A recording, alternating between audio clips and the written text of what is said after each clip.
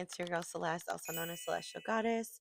I talk about all things mental health. Today, we're going to talk about grief. Grief is something that can come up in so many different ways. And I just want to tell people that grief does not mean that you have to lose a family member, lose a friend, a death. A grief can be an ego death. Grief can be the death of your job, the death of the life you thought you would live with someone, death of that. Like, there's so many ways that grief can come about. You may not know that you're grieving something, and you may just be lashing out at people because there's anger, or you may feel guilty, or you may feel shame. And then eventually, you come to acceptance. I think that people don't understand how long the grieving process can actually take and how everyone is different when it comes to grieving. Someone can vent to people and they feel better, other people want to isolate. Everyone deals with grief differently and copes with it differently. There are ways to help with coping with grief, but like I said, everyone's different. So not everything is going to work for each person.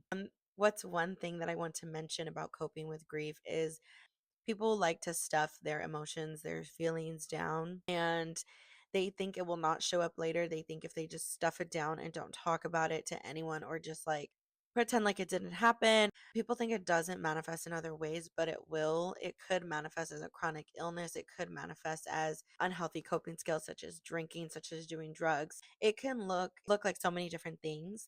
And people think that like the grief never showed back up, but it does in those little ways. It's really important to find what works for you in terms of coping, whether it's doing self-care every single night. Even if you like don't like to talk to people, then you can just be with yourself.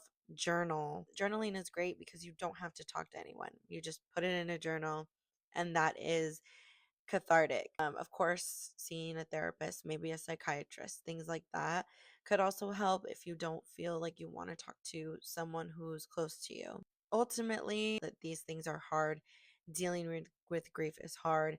Dealing with emotions is hard. So don't be hard on yourself and don't beat yourself up for not knowing how to deal with these things. We are human. I'm human. I don't know how to deal with grief sometimes, and I work in mental health. I talk about mental health. Doesn't mean that it's any easier for me or any easier for my friends who also work in mental health. It is so difficult. So, one thing we always tell ourselves and tell each other is just like, we're human. Give yourself grace. It can get emotionally heavy, but just know that there are resources out there and you're not alone.